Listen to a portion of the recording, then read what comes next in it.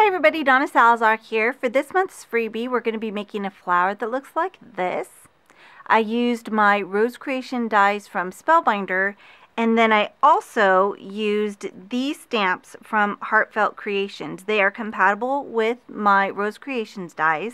This is the way that they come. They have a backing that you do have to remove so that they will stick to your acrylic blocks. And these are my acrylic blocks that you can find online. Just ask at your local stores.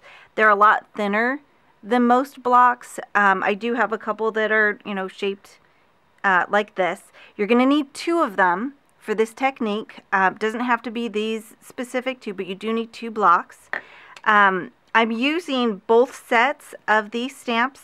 You'll also need a foam pad of some kind. This is just from packaging from Brad's.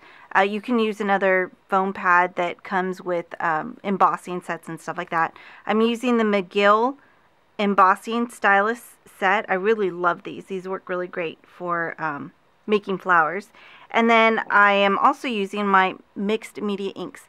It's really important that you use an ink like this. If you don't use mixed media ink specifically, you need something that's very pigmented and that will stay wet for quite a while, so that you'll be able to do that. Okay, so what I did is I had all of my flowers pre-die cut and ready to go. And I'm only going to show this for one of them. I have them all ready to go for you. Then I just inked up my stamp. You want to make sure there's plenty of ink on there.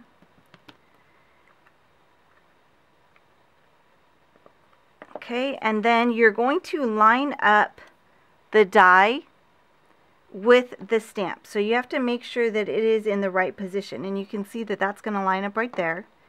And I just hold it over the stamp till I feel like it's lined up. And then just kind of let it drop down.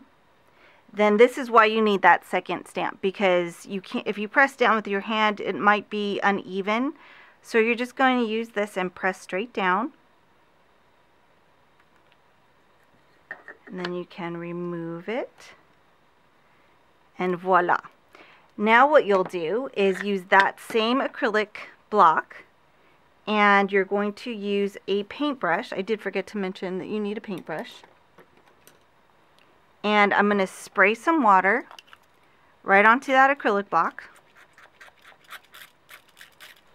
So after you spray some water on the acrylic block, you're just going to wet your paintbrush. And then you are going to, I like to start in the center and just wet the ink. And again, it's really important that you use mixed media ink or another ink like this for this technique to work. And then I go to the edges. This technique makes you look like you know how to watercolor, even if you don't. It can make anyone look like they're an artist. That's what I love about it. So we're going to do that to all of the petals.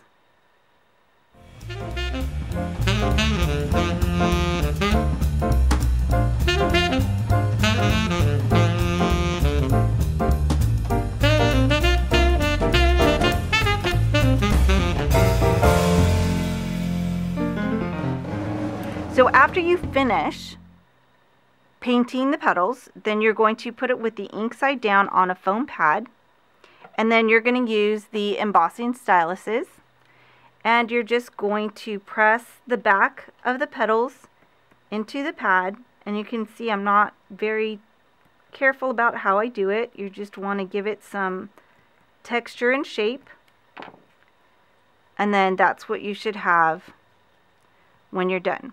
Now I've done this for all of the flowers, and so all we have to do now is bring these over. And here are the quantities that I'm using. So I have 3 of the number 6, 2 of the number 5, and 2 of the number 4.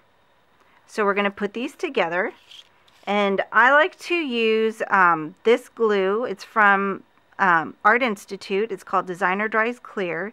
And the reason why I like it, it does clog on the end a lot, but the reason why I do like this is because it dries super fast and it has an incredibly strong hold. So I'm going to just put some glue around the center of the hole there, and when I glue the next one on, I want to make sure that I offset those petals, and you can use that hole in the center to help you to line the petals up so they don't end up all, you know, whopper jaw. So more glue, offset the petals again. See, look at how full it looks already with just those 3 layers.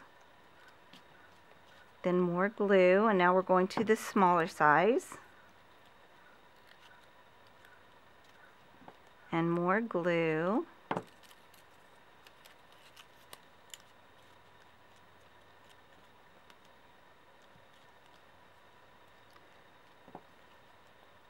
And this is the smallest size here. Press that down. Now this last one, we're not going to put with the ink side up. We're going to do it with the ink side down because this is going to be the rosebud center. So after you get that center flower glued down, you're going to use glue and put it on the very tips. Oops, it's coming up.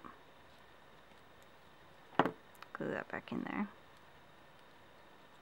And you're going to put glue on the tips of the petals, and then you're going to close those petals together.